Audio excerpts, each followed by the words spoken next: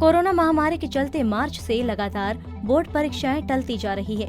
हालांकि हालात बेहतर नहीं होने के कारण सीबीएसई ने बिना एग्जाम रिजल्ट जारी करने को लेकर सुप्रीम कोर्ट में हलफनामा दायर किया था, जिसको सुप्रीम कोर्ट ने मंजूर कर दिया। जिसके बाद अब सीबीएसई अपने रिजल्ट का ऐलान 15 जुलाई तक कर देगा। सीबीएसई बोर्ड के सुप्रीम कोर्ट ने दायर किए अपने हलफनामे में कहा था कि 10वीं 12वीं के स्टूडेंट्स के 1 से 15 जुलाई के बीच होने वाली सभी बाकी बची परीक्षाएं रद्द कर दी गई हैं।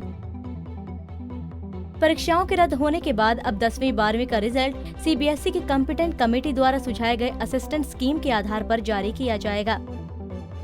असेसमेंट स्कीम द्वारा तैयार किया गया रिजल्ट 15 जुलाई 2020 तक जारी कर दिया जाएगा, जिससे स्टूडेंट्स देश विदेश के उच्च शिक्षण संस्थानों में एडमिशन के लिए आवेदन कर सकें। स्टूडेंट्स के लिए 1 से 15 जुलाई के बीच होने वाले पेपर के लिए हालात सामान्य होने पर ऑप्शनल एग्जामिनेशन का भी आयोजन करेगा। इन परीक्षाओं में वो स्टूडेंट शामिल हो सकते हैं जो असेसमेंट स्कीम के बाद जारी हुए अपने रिजल्ट से संतुष्ट नहीं है। ऐसे में ऑप्शन एग्जामिनेशन में मिले मार्क्स को ही फाइनल माना जाएगा। वहीं 12वीं के वो स्टूडेंट्स जो ऑप्शनल एग्जाम में शामिल नहीं होते, उनका रिजल्ट सीबीएसई की मार्किंग स्कीम के आधार पर ही तय किया जाएगा। क्लास 10वीं के स्टूडेंट्स के लिए अन्य कोई परीक्षा आयोजित नहीं की जाएगी और उनका रिजल्ट सीबीएसई की असेसमेंट स्कीम के आधार पर ही तय किया जाएगा। क्या है सीबीएसई की नई स्कीम? 10वीं 12वीं के जिन छात्र छात्राओं ने अपनी सभी परीक्षाएं पूरी कर ली, उनका रिजल्ट परीक्षा में उनके प्रदर्शन के आधार पर घोषित किया जाएगा।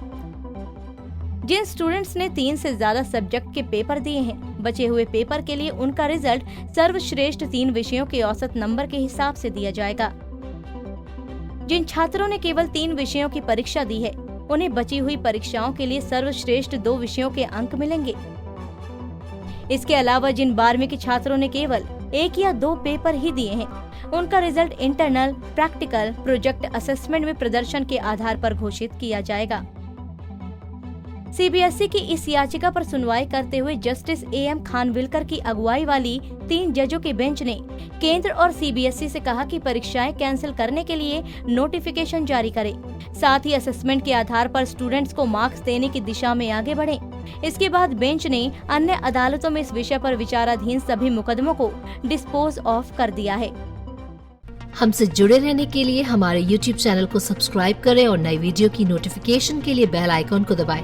अगर आप ये वीडियो Facebook पर देख रहे हैं तो लाइक जरूर करें और ज्यादा से ज्यादा शेयर करें। धन्यवाद।